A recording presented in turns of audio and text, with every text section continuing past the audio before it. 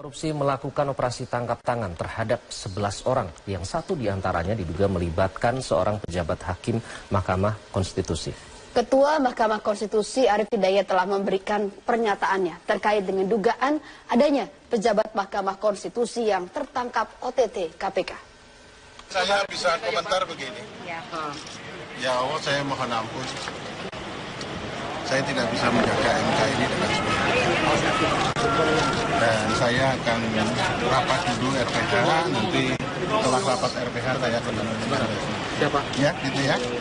Karena saya tidak bisa anu sendiri, apa yang akan saya lakukan harus seizin hakim dan lain. Tapi ya? maksudnya dari tadi statement Bapak tidak ada niatan untuk pengunduran diri atau apa kan Pak? Belum Pak. Saya mengundurkan diri juga harus lapor pada yang memilih saya kan. Ya, tapi saya mohon ampun kepada Allah dan saya mohon maaf kepada bangsa ini. Mahkamah telah melakukan kesalahan lagi meskipun itu personal sehingga lembaga ini menjadi bercorak-corak. Ya, gitu ya.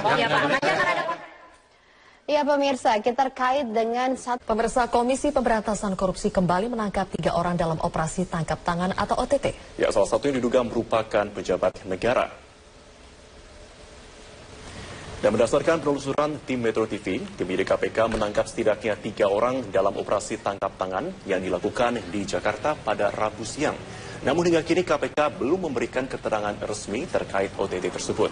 Tim penyidik KPK masih memeriksa para terduga suap secara intensif selama 1 kali 24 jam sebelum memutuskan status para terduga suap sebagai saksi atau tersangka. KPK rencananya akan memberikan keterangan pers pada Kamis siang. Kasus OTT kali ini diduga melibatkan pejabat publik dalam kasus suap sengketa undang-undang.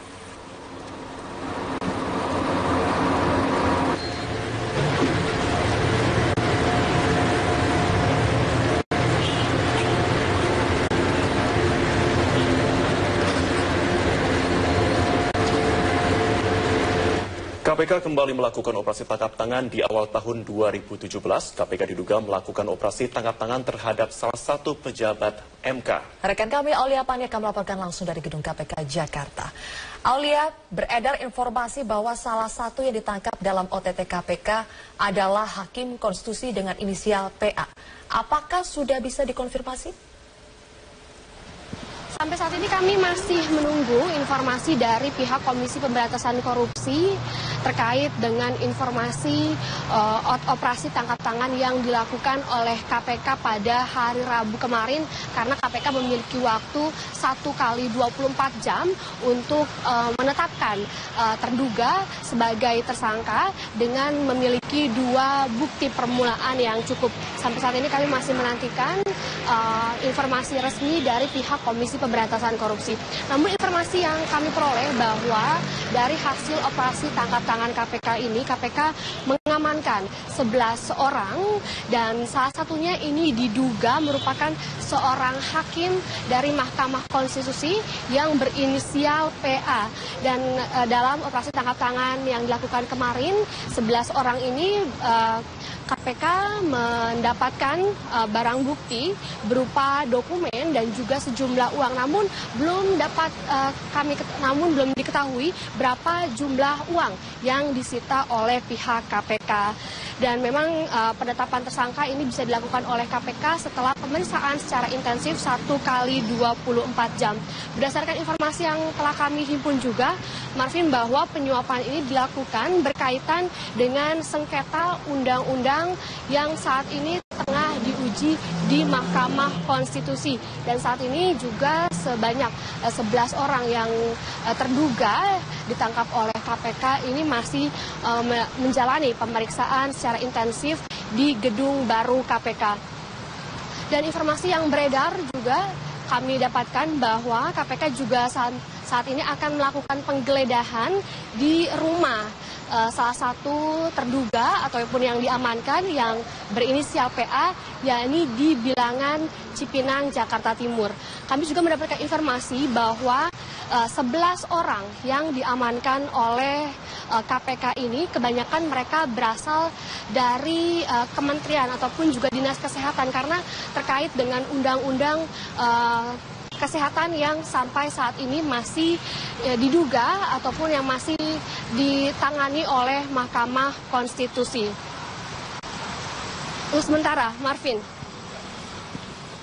Baik, dengan Zilvi. Jaksa penuntut umum Ali Mukartono memberikan keterangan terkait sidang ke-7 kasus penodaan agama yang melibatkan Gubernur DKI Jakarta nonaktif Basuki Cahayapurnama atau Ahok. Sidang tersebut menghadirkan Yuli Hardi, Lurah Pulau Panggang, Kepulauan Seribu, sebagai dan saksi pelapor Muhammad Asrori Saputra dan Iman Samudra, serta Nurholis Majid, penata kamera Diskominfo DKI Jakarta. Saksi fakta, 2 orang saksi fakta itu staf Pemprov. Yang satu lurah, yang satu bagian informasi kan itu kan. Yang 2 lagi itu masih melanjutkan saksi pelapor. Itu sah-sah saja dia mengambil keuntungan seperti itu. Kita juga merasa diuntungkan karena apa yang dinyatakan oleh Pak Ahok di Pulau Seribu dikatakan oleh saksi tidak dibantah oleh yang bersangkutan. Ya, artinya dakwaan itu benar. Kalau Pak Lurah mengatakan dia mendengar, melihat. Ya, kalau yang kameramen mengatakan dia fokus kepada kameranya bukan pada isinya. Apakah betul dia ngomong begitu di Pulau Seribu? Itu. Seperti itu. Karena dakwaan kita mengatakan bahwa terdakwa mengatakan seperti ini itu. Nah, setiap kata dalam dakwaan saya kewajiban JPU untuk membuktikan. Nah, sekarang dia ngomong seperti itu apa tidak pernah dibantah. Oh, masalah bukti kita hanya menerima bukti dari penyidik Polri. Saksi tadi mengatakan menyerahkan sesuatu berupa CD kepada penyidik Polri, tetapi penyidik Polri tidak menyertakan dalam berkas perkara. Artinya ada itu ya? Berkas perkara itu kan dibuat di atas sumpah jabatan, jadi saya harus percaya. Karena dibuat sumpah jabatan oleh penyidik. Sejak awal memang tidak ada di berkas perkara. Ketika itu dipertanyakan, loh bagaimana tidak ada di berkas perkara? Semacam itu. Yang penting dibenarkan oleh saksi bahwa di keterangan dia selesai. Apakah itu kebetulan sama atau tidak? Kita tidak tahu. Kalau satu kalimat kebetulan sama, apakah itu berarti itu disamakan? Belum tentu juga. Yang penting dibenarkan saksi bagi JPU selesai. Ya, saya jelaskan ya. Ibnu Baskoro sebetulnya sudah hadir pada hari pertama. Karena sudah malam, penasihat hukum minta kepada hakim untuk menunda. Apakah gara-gara itu yang bersangkutan kemudian ngambek, kita tidak tahu karena dipanggil lagi menjadi tidak ada. Seperti itu. Jadi jangan dikatakan bahwa dia itu melarikan diri dan sebagainya. Sudah ada itikat baik waktu sidang hari pertama, Anda sudah hadir. Yang membuktikan pengadilan. Beban pada jaksa dan hakim, bukan pada saksi. Saksi sampaikan apa adanya, apa yang dia lihat. Kesimpulan ada pengadilan. Kita ke informasi lainnya, pemirsa. Sidang kasus dugaan penodaan agama dengan terdakwa Basuki Cahayapurnama atau Ahok selesai digelar di Auditorium Kementerian Pertanian Ragunan, Jakarta. Dalam sidang ini, pihak jaksa penuntut umum menghadirkan 4 saksi, meliputi saksi fakta dan saksi pelapor.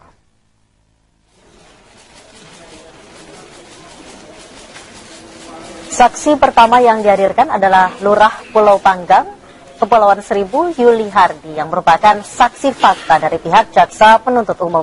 Sementara saksi kedua yang dihadirkan adalah saksi pelapor dari jaksa penuntut umum, yaitu Muhammad Asrori. Sedangkan saksi pelapor Iman Sudirman menjadi saksi ketiga pihak jaksa penuntut umum dalam sidang ke-7 ini. Sementara saksi pelapor lainnya yang dihadirkan pihak JPU adalah Nurholis Majid, pegawai tidak tetap Pemprov DKI Jakarta yang sejak tahun 2009 bekerja sebagai pegawai BKO Dinas Komunikasi, Informasi, dan Kehumasan Pemprov DKI Jakarta.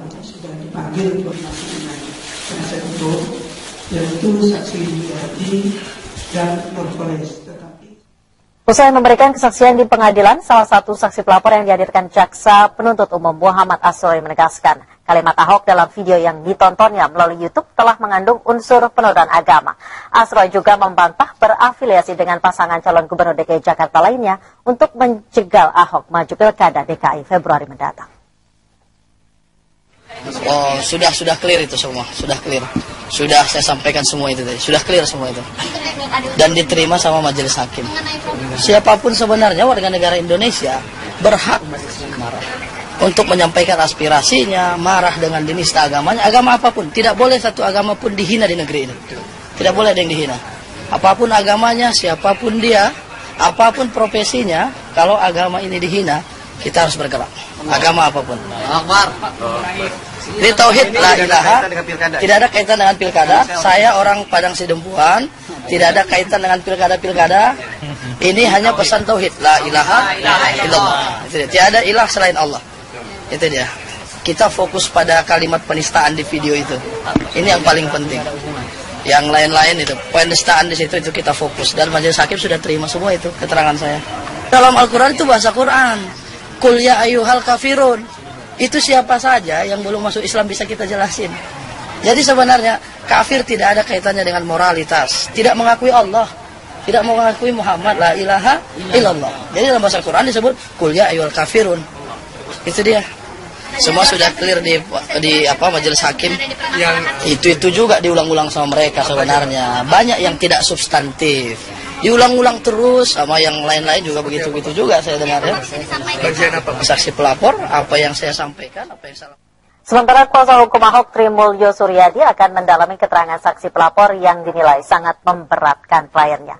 Pihaknya curiga dengan keterangan dari saksi pelapor. Jujuran, ya.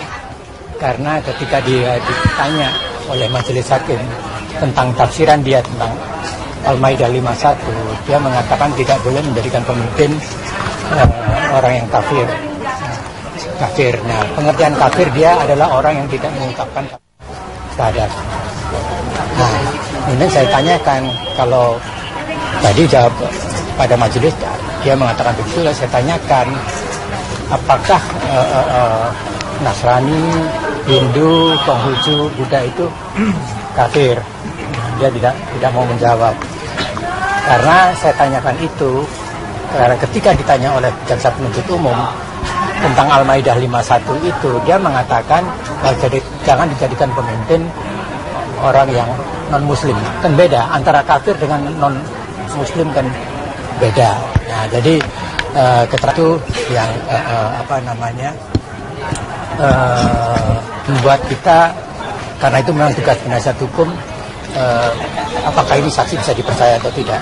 Nanti itulah yang kami usahakan supaya nanti majelis hakim bisa menilai saksi ini sejauh mana bisa dipercaya. Karena itu memang di dalam KUHP itu kita boleh mendalami, mengajukan pertanyaan-pertanyaan untuk menilai sejauh mana keterangan saksi itu bisa di. Sidang perkara penodaan agama dengan terdakwa Ahok sudah berjalan selama 7 kali. Namun sayangnya sidang Ahok selama 6 kali berturut-turut dilakukan secara tertutup bagi media. Komisi Yudisial berharap hakim bisa merubah aturan tersebut agar seluruh informasi dapat diterima masyarakat dengan lebih transparan.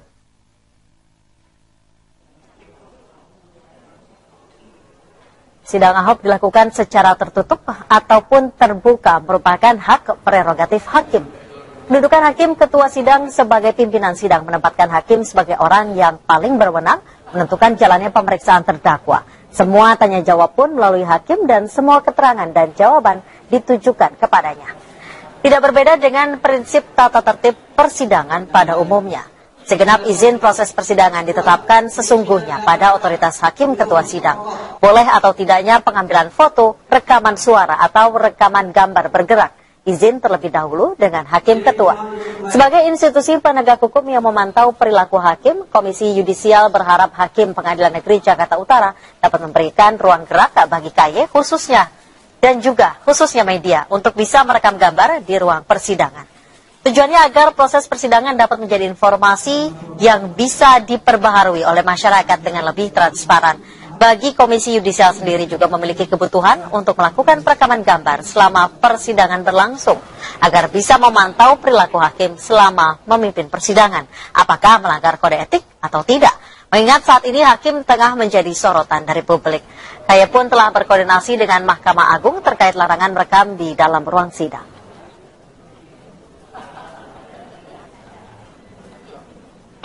Merekam atau merekam itu kewenangan dari majelis hakim. Jadi kami tidak bisa intervensi, tetapi tentu saja kami berharap akuntabilitas peradilan itu akan tinggi, ya, dan lebih mudah gitu apabila memang masyarakat bisa mengakses informasi. Nah, itu yang kami pertanyakan kemarin, tapi hasilnya memang Jawabannya hanya untuk KY. Saya belum menemukan jawaban untuk. Jadi jawabannya tidak menyuruh. Untuk KY diperbolehkan melakukan rekaman suara, tapi bukan rekaman gambar. Padahal dalam beberapa kasus, misalnya kalau ada laporan, kita membutuhkan gambar juga pada akhirnya, kan? Karena misalnya begini,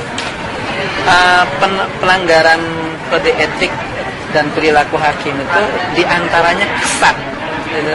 Bukan perbuatan, bukan tindakan atau tindakan, tapi kesan.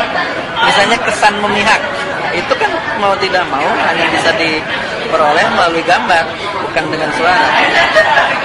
Dan itu banyak di dalam kode etik, kesan memihak, kesan ya macam-macam. Jadi kesan ini hanya bisa diperoleh sekali lagi melalui gambar. Dan itu yang kami ya kalau dalam ini ya politiknya kritik kami terhadap keberatan kami terhadap majelis hakim